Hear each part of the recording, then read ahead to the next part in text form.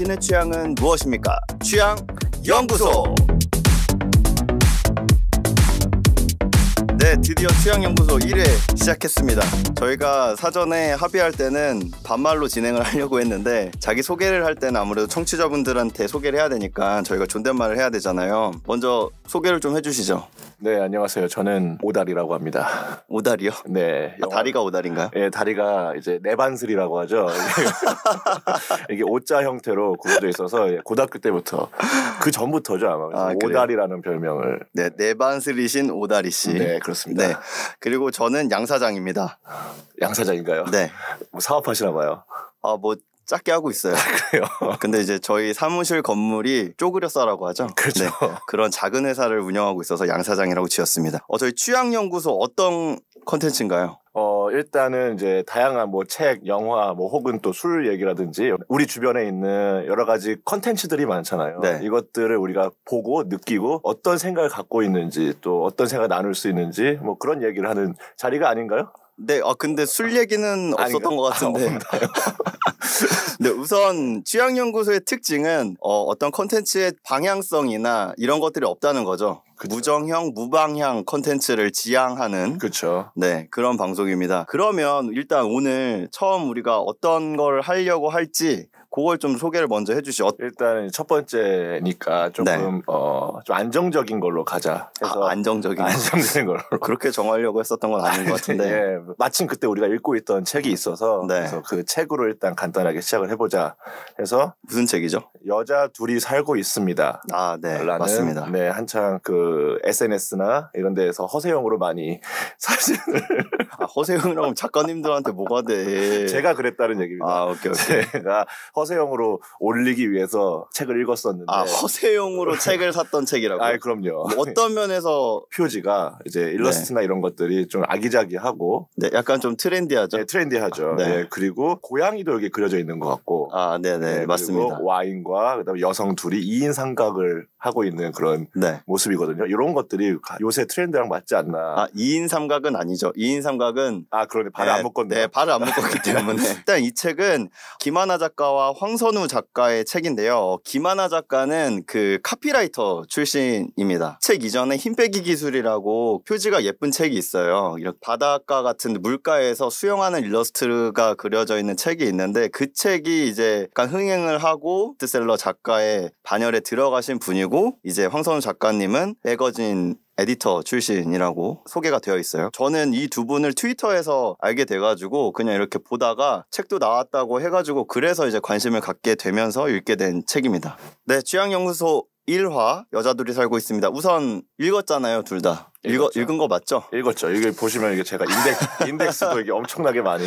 저는 리디북스 페이퍼로 읽어가지고 따로 책은 안 가지고 왔고 이 핸드폰에 다 제가 저장을 해놨습니다. 그래요? 네. 리디북스 페이퍼 정말 사랑입니다.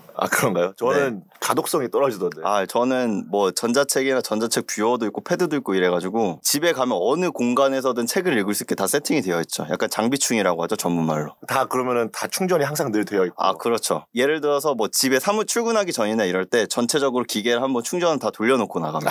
그래요? 집에 와서 언제든지 볼 수 있게. 그럼 일단 어떤 책이었고 느낌이 어땠는지 좀 간단한 소감 같은 것들 말씀해 줄 수 있나요? 기본적으로 어렵지 않은 에세이 형식이었어요. 왜냐하면은 어떤 에세이는 챕터가 너무 길고 해서 좀 어렵게 읽히는 에세이도 있는데 이거는 굉장히 챕터가 되게 짧아서 각 챕터가 굉장히 술술 읽히는 에세이였어요. 일단은. 그리고 캐릭터와 이 캐릭터가 갖고 있는 이 설정 있잖아요. 어떤 설정이죠? 그 여자 둘이 같이 살아보자라는 결심을 하게 되고 같이 살아가는 과정을 그린 내용인데 그 둘의 캐릭터도 되게 상반된 그런 어떤 성향을 가지고 있고 그리고 어떤 공동의 목표를 이루어 나가려고 하는 과정들이 굉장히 호감이어가지고 좀 즐겁게 좀 읽었던 기억이 있습니다. 우선 저희가 이 방송을 시작하는 이유들이 있잖아요. 네. 사실 저희가 전문가가 아닙니다. 전혀 아니죠. 여러분들 이제 팟캐스트 보통 하실 때 이런 리뷰형 컨텐츠들, 리뷰형 방송들은 전문가분들이 많이 하시는데 저희는 약간 아는 게 없어요. 없어요. 네, 그래가지고 그냥 오늘 심심해서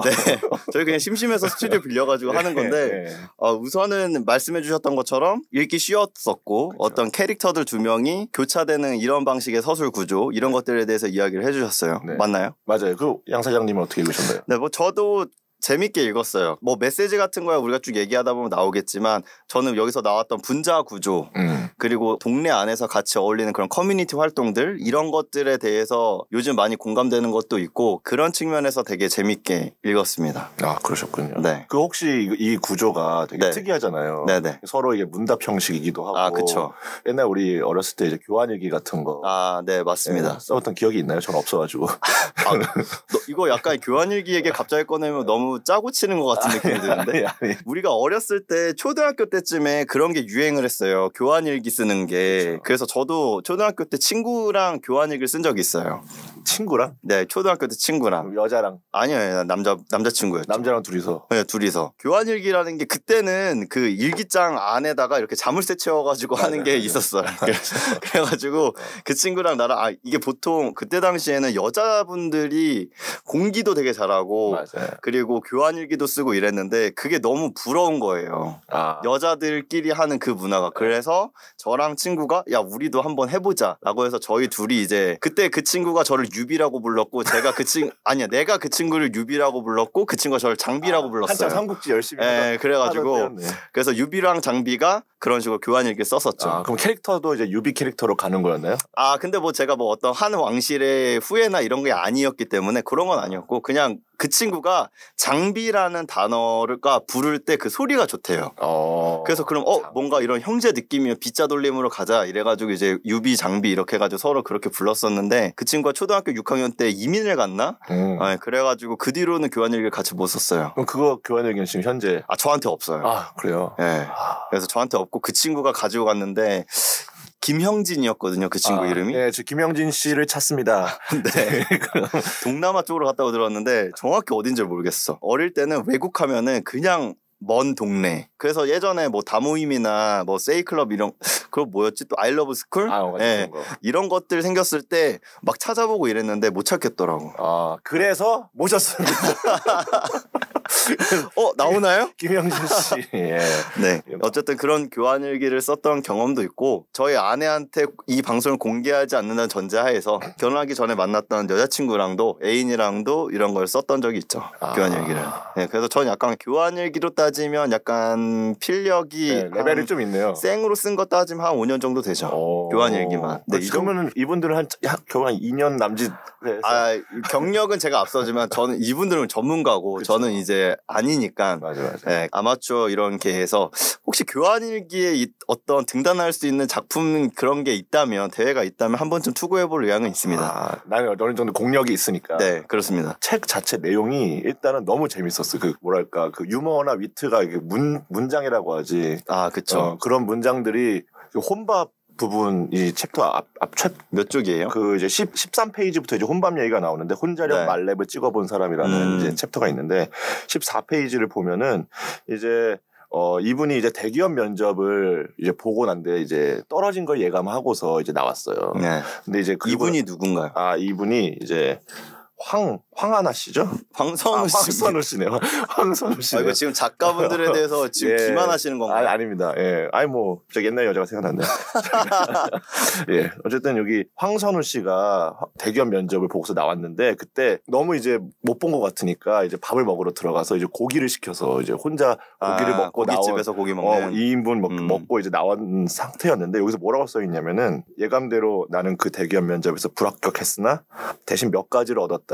뭔가 마음의 기운이 필요할 때는 스스로를 잘 먹여야 된다는 깨달음, 혼자 당당하게 고깃집에 들어가 2인분을 구워 먹을 수 있는 경험치, 작은 실패를 삼키고 내려보내는 소화력 같은 것 말이다. 대기업 면접 끝나고 그냥 고기 한 점 먹은 건데 거기 안에서 이런 삶의 의미를 어떻게든 찾아내가지고 글을 쓴 거가 어떻게든 찾아냈다니 정말 대단한 필력이다라는 생각이. 그 소화력으로 뭔가 말하는 게 되게 좋네요. 급챕터 뒷부분에는 근데 다른 내용이 나올걸요 아마? 혼자서 먹는 것보다 같이 먹는 게 좋은 일도 있다라는 뉘앙스의 글이 나옵니다. 맞아요. 혹시 혼자서 뭐 어디까지 해보셨어요? 저 솔직히 진짜 혼자서 먹는 거 진짜 잘하거든요. 네.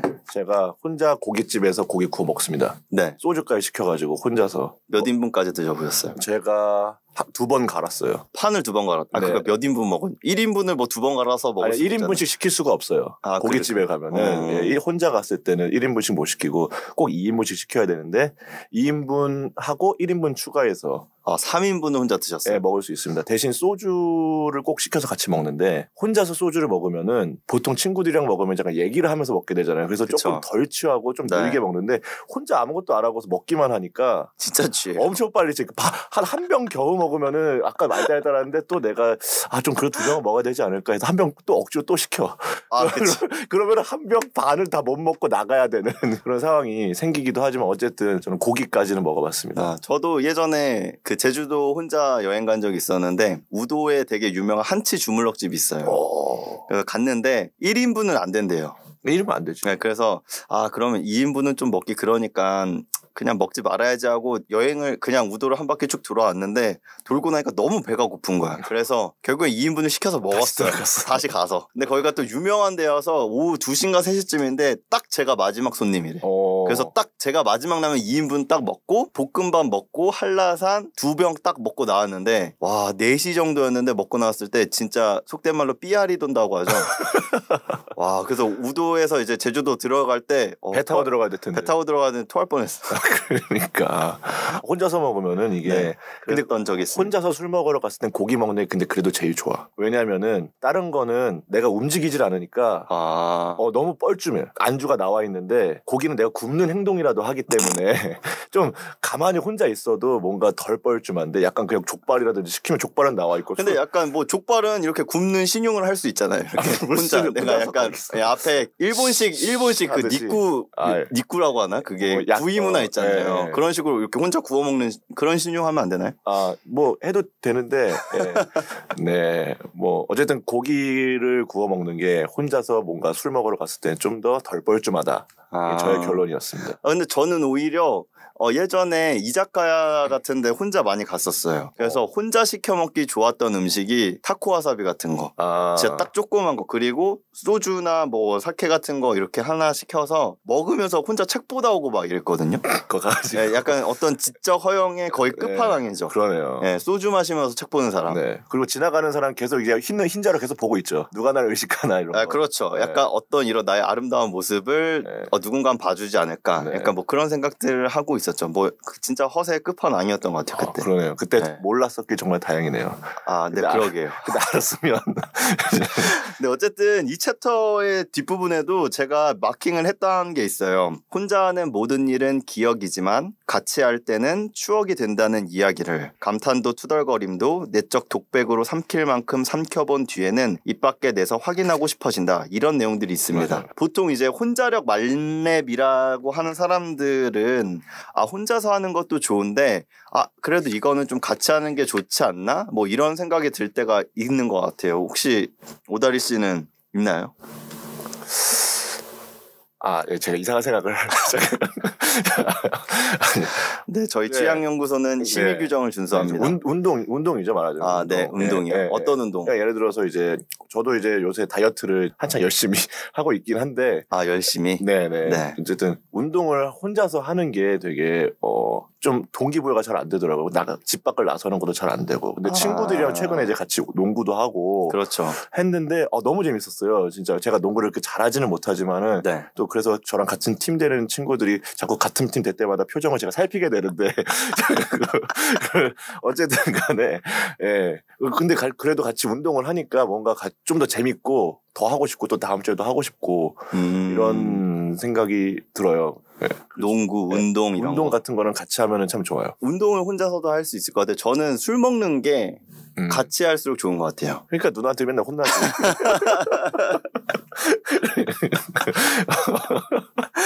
물론 전 술을 좋아하고 혼자 먹는 술도 좋아하는데 근데 뭔가 이렇게 사람들 많게 좀 너무 많은 건 또 안 돼. 한 3명, 4명, 한 6명 안에 6명 안쪽으로 해서 어떤 누구의 발언 하나가 그 어떤 공동의 주제가 될 수 있을 정도의 그 멤버 수준에서 그쵸. 그러니까 뭐 이렇게 보통 우리가 한 8명 정도 돼서 테이블 2개 정도 되면 이제 주제가 달라지니까 그런 것들 말고 모두가 한 주제로 이야기할 수 있는 그 정도 사람들이 모여서 먹는 술자리 이게 참 좋은 것 같아요. 저는.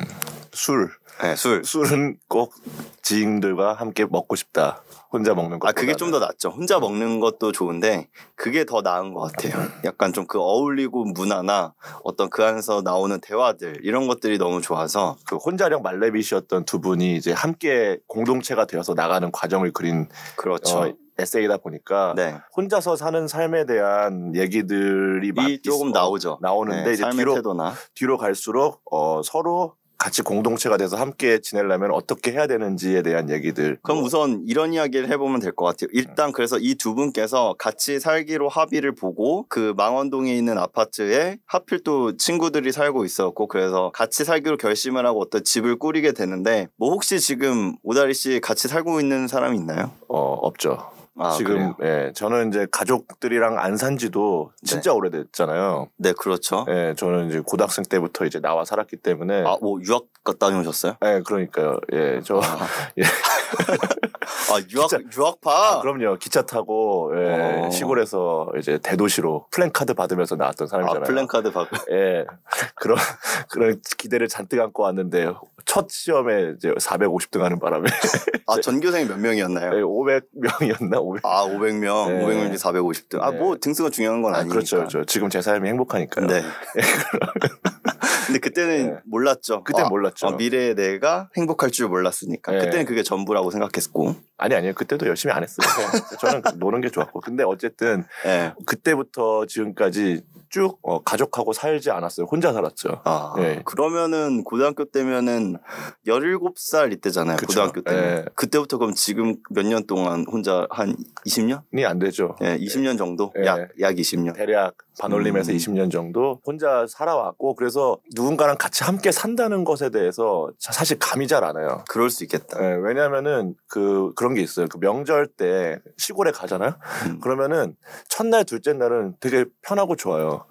근데 셋째 날부터는 집에 가고 싶어. 나도 불편하고 부모님도 불편해. 너 안 가니? 불편해. 이렇게 서로 같이 이렇게 있는 시간이 원래 많지 않았기 때문에 그래서 간간히 이제 안부 전화 드리고 하는 정도로도 괜찮긴 한데 그래서 이제 약간 그런 같이 산다는 결혼하기 전까지 부모님하고 같이 살았던 사람들이 가족에게 갖는 생각들이나 이런 거랑 제가 갖는 생각이 좀 다르지 않을까라는 생각도 들고. 근데 저는 반대예요. 오히려 결혼하기 전까지 저는 이제 결혼한 지 2년이 조금 넘었는데 결혼하기 전까지는 늘 부모님이랑 같이 살다가 결혼하고 나서 지금 아내분이랑 같이 살고 있죠. 저도 둘이 살고 있는데 그래요. 저는. 그러니까 첫 독립 아니에요? 그렇죠. 첫 독립이죠. 저한테는. 어땠어요? 일단은 보통 우리가 결혼하기 전에 일반적으로 이제 남자 여자가 결혼한다는 가정하에 이제 남자가 먼저 이제 들어가 사는 경우가 있잖아요. 저 같은 경우도 그랬는데 그럴 때 진짜 저 혼자 사는 기간이 한 2달 정도 2달도 안 됐던 것 같은데 1달 반? 그때가 제일 좋았어요. 인생의 황금기. 그때가 제일 좋았어요. 제일 편했죠. 그렇죠. 하지만 지금 가장 행복해요. 그렇죠. 네, 그때가 제일 편했고 그때는 약간 쉬었다면 지금은 다소 어렵고 노력이 필요하지만 어떤 행복의 크기는 더 크다. 근데 왜 울어요 지금? 아닙니다. 울지 않아요. 울지 않았으니까. 네. 그래서 그랬었고 지금 뭐 아내분이랑 같이 살고 있는데 행복합니다. 네. 행복하세요. 네. 방송 마칠까요? 다음 넘어가죠. 네. 그러면 오다리 씨는 그 같이 사는 거에 대해서 어떤 그런 판타지나 이런 게 있나요? 네. 제가 한 10여 년 동안 혼자 살았긴 했지만은 그 중에 한 2년 정도 그 사이에 잠시 제 사촌 동생하고 산 적이 있어요. 사촌 동생이랑 잠깐 살았어요. 그 친구가 있을 때 같이 산다는 건 이런 게 좋은 건가라는 생각이 들었긴 하나 있었어요. 뭐냐면은 저는 이제 당시 대학생이었고 그 친구는 이제 저녁에 일을 나가는 파트타임으로 이제 알바를 이제 저녁에 나가는 그런 친구였는데 저는 이제 들어와서 학교 끝나고 돌아와서 이제 뭐 레포트 쓰고 이제 자려고 이제 누워서 한 1시쯤 잠들어요. 그러면 새벽 3시쯤 띠띠띠띠 하고서 이제 들어온단 말이죠. 그럼 깨지 않아요? 깨죠. 원룸이니까. 원룸에 깨죠. 원룸에서 둘이? 네, 원룸이니까 깨죠. 깼는데 얘가 들어오면서 항상 그랬어요. 이렇게 부스스 일어날 때마다 형 밥 먹었어? 라고 물어보더라고요. 새벽 3시인데 먹었지. 먹었지. 자기가 안 먹었으니까 네, 그렇죠. 그러니까 근데 나한테 밥 먹었냐 물어보는 거예요. 근데 그게 되게 나는 먹었는지 알면서도 물어봤겠지만은 뭔가 안부를 누가 매번 이렇게 물어봐 준다는 게 되게 좋았고 맨날 걔는 이제 3시에 들어왔으니까 힘드니까 술 한잔 하고 자려고 하면은 걔 맨날 그래요. 오리 중짜 시켜 대짜 시켜 그래요. 그러면 내가 이러고 있다 자고 있다가 대짜 먹자. 그러면 또 이제 같이 술 한잔 하고 약간 그런 시기가 있었죠. 그게 이제 누구랑 같이 산다는 게 어쩌면은 되게 서로에게 안부를 물어볼 수 있고 왜냐면은 혼자 있으면은 원룸에 있으면 진짜 듣기 싫은 소리가 되게 많거든요. 그냥 냉장고 그렇죠. 꺼지는 소리랄까. 네. 되게 정막 속에 있는 그런 나 혼자만 덩그러니 있는 그런 상황들이 가끔 놓이는데 그런 정막을 깨주는 누군가가 있다라는 게 되게 뭔가 따뜻하구나. 그럼 만약에 원룸이 아니라 어떤 투룸이나 이런 뭐 예를 들어 아파트에 혼자 살아서 네. 그런 아파트 냉장고에 소음이나 이런 것들이 없다면 괜찮았을까요? 네, 지금 제가 투룸이잖아요. 지금 되게 좋아요. 지금 내 방문 안 갖고 자면 되니까 너무 좋아요. 지금은 누구랑 같이 산다는 거에 대해서 다시 옛날 생각을 돌아오고. 그런데 약간 같이 산다는 것 자체가 그냥 단순히 감정적으로 정서적으로 어떤 안정감을 주는 것도 있지만 실제 삶을 사는 데 있어서 어떤 서로 지켜야 될 부분들이나 이런 것들도 있지 않나요? 규칙들이나 그렇죠. 이런 것들 그렇죠. 어떤 게 있었는지. 그 친구랑 같이 살 때는 꼭 담배를 나가서 피기. 둘 다 담배를 폈나요? 당시에는 둘 다 담배를 폈지만 저는 이제 집안에서는 담배 안 피는 타입이었고 저는 이제 담배를 끊었지만 그 친구는 이제 아직도 담배를 피지만 당시에도 자꾸 집안에서 피려고 게임하면서 집안에서 피려고 막 그랬던 게 있어서 여자친구를 데리고 온다면 미리 얘기하기 막 이런 얘기를 굉장히 20대 초중반에 이제 같이 사는 사람들이 할 수 있는 충분한 어떤 그런 공동체적 합의네요. 그렇죠. 정말 중요한 거고 쓰레기 잘 갖다 버리기 막 이런 것들이었던 것 같아요. 당시에는. 이거 이런 얘기 해도 되나? 제 친구들 중에 형제가 있는데 걔네가 제가 할 거면서 왜 이런 얘기 해도 되냐라고 물어본 거예요. 걔네가 예전에 자취를 했어요. 둘이 학교를 같이 다녀서. 네. 근데 뭐 예를 들어 여자친구가 온다 이러면은 와가지고 PC방 갔다 오라고 PC방비를 주고 뭐 1시간에 1,000원이니까 뭐 예를 들어 한 3,000원 주면 3시간 있다 와라 이런 식으로 했다고 그러더라고요. 그거는 사실 해야죠. 그렇게. 네. 어떤 걸 해야 되는지 모르겠는데. 네, 아무튼. 그거는 그게 배려를 해줘야죠. 그렇구나. 담배 같은 거 안에서 피고 이러면은 저는 담배를 안 펴서 잘 모르는데 옷이나 침구류 이런 거에 냄새 같은 거 안 배기나요? 집에서 피면? 배기죠.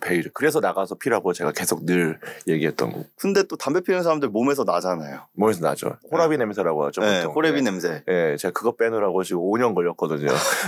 지금 금연한 지 5년째? 네, 5년 차에서 지금. 근데 무슨 냄새 안 나요, 이거? 예, 저 오늘 자꾸 선을 넘으시려고 하는데? 저 이를 안 닦고요. 그럼 혹시 영화 기생충 보면서 약간 나한테 담배 냄새 나는 거 아니야? 이런 생각 하셨나요? 스포일러가 될 수 있으니까 그럼 큰일 날 뻔했네 지금.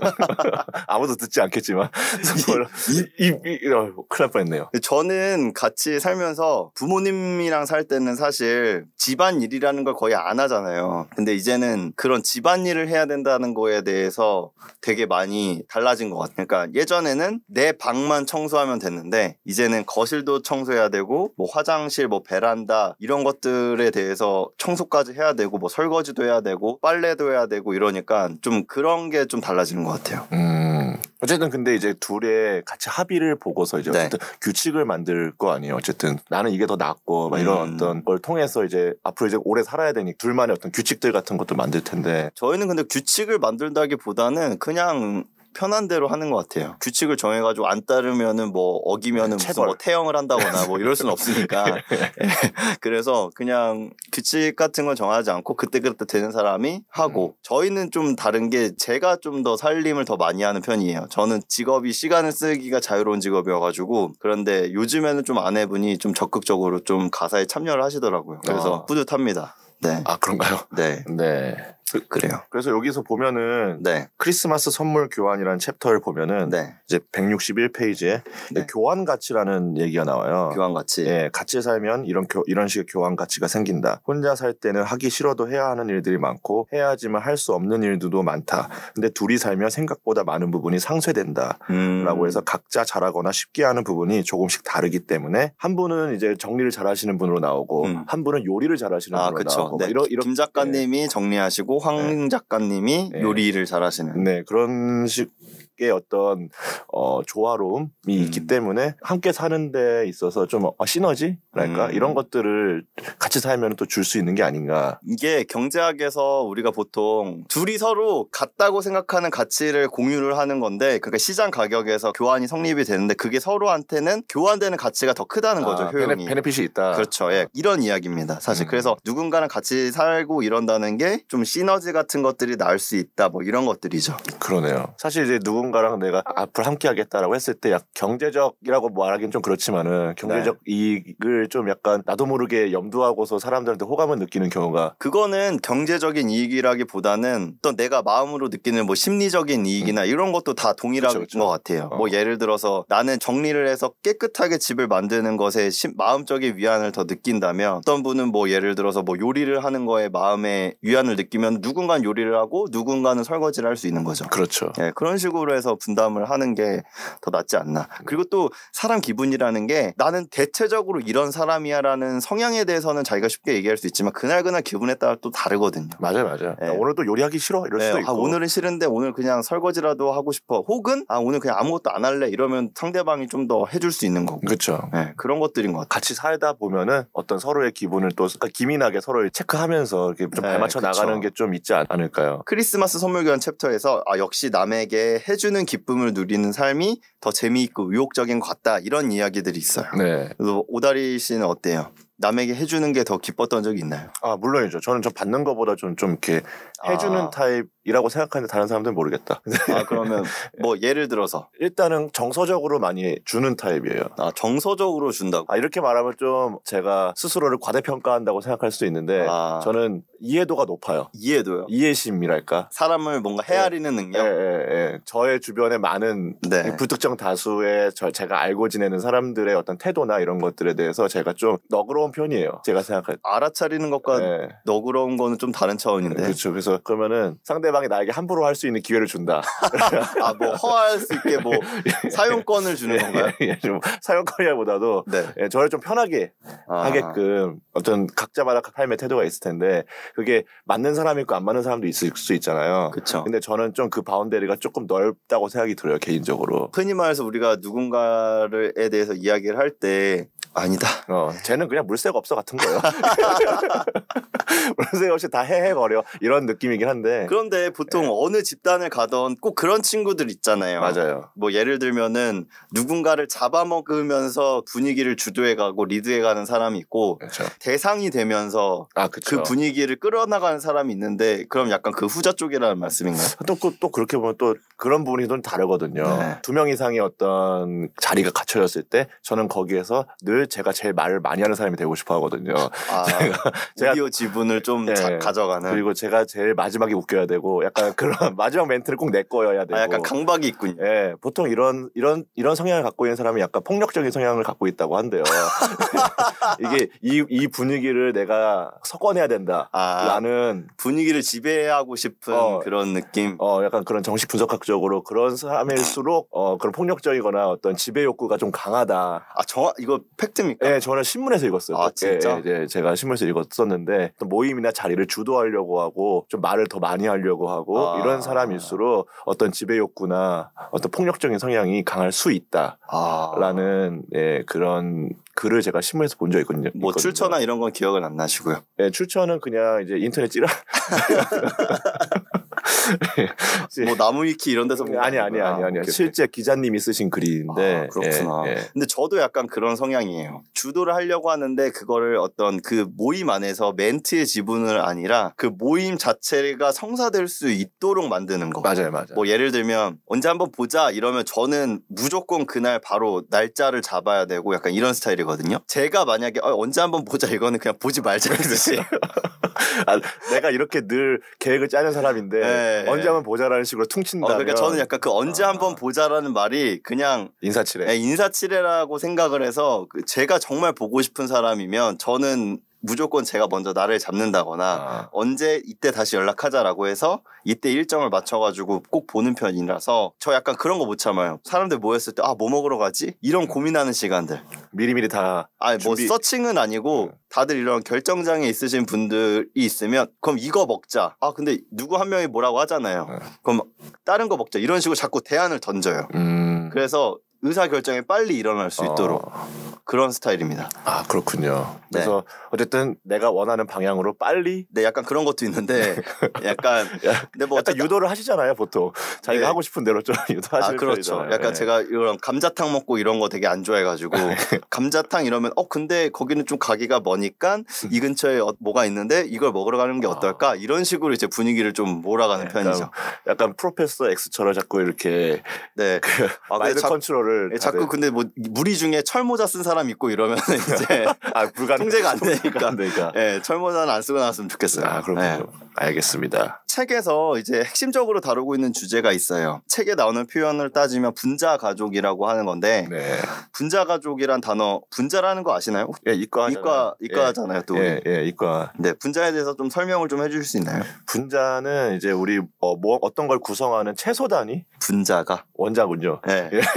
원자들이 모여서 이루어진 게 분자죠. 그렇죠. 그것도 채소 단위의 각각의 개개인의 채소 단위가 어떤 형태로든 결합이 되잖아요. 분자식 구조 같은 거 그렇죠. 보면 그런 식으로 다양하게 이루어질 수 있는 다양한 형태를 염두하고 생각한 말인 것 같아요. 제가 볼 때 분자 가족이라는 말이. 물이 H2O인데 수소 원자 2개와 물 원자 하나가 결합된 형태잖아요. 물 원자, 산소 원자. 산소 원자. 네. 이과시잖아요.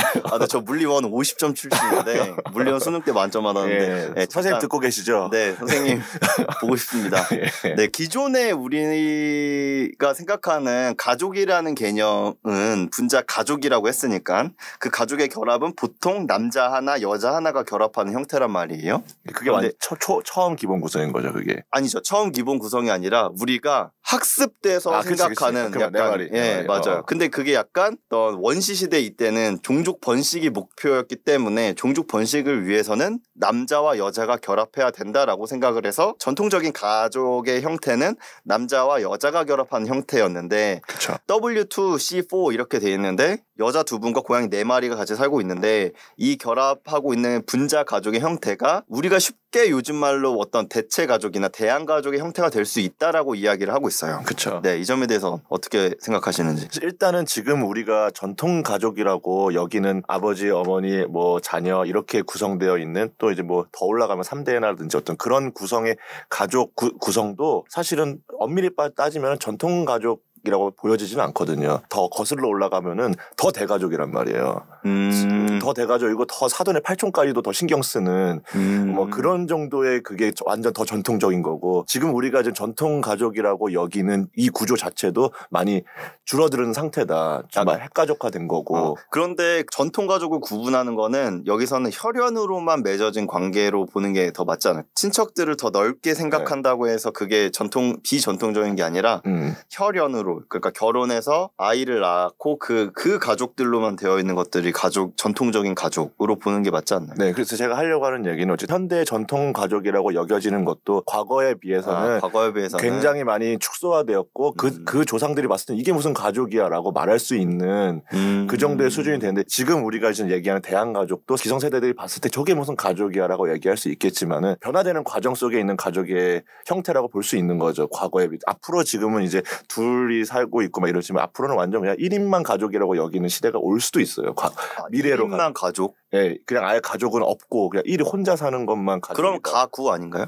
라고 될 수도 있다라는 거죠. 이게 가족이라는 단어 자체가 쓰이는 게 대한 가족이지만은 사실 대한 가족이라고 말하는 것 자체가 기존 가족을 인정하고 이거는 대안으로서 가족이다. 이거는 아직 독립을 못한 거잖아요. 대한 가족이라고 말하는 거는 독립을 못했다는 게 무슨 그러니까 가족이라는 그 명칭으로 아직 독립하기 이전이라는 거죠. 이 대한 가족이라는 그 명칭을 했다라는 것 자체가 우리 현실에서 아직 이들을 가족이라고 일컬지 못하고 있는 상황이랄까. 아직은 대안이라고 붙였기 때문에 이들도 그냥 가족이라는 이름으로 들어갈 수 있는 때가 앞으로 이제 올 거라는 거죠. 아, 우리가 가족을 정의할 때? 네, 가족을 정의할 때. 그럼 그냥 가족에 대한 정의가 그냥 연결된 관계 이런 식으로 정의하면은 가족이 될 수 있는 거죠. 그러니까 혈연이 거죠, 문제인 여기서. 거죠. 예, 여기서 이제 그렇게 보는 거죠.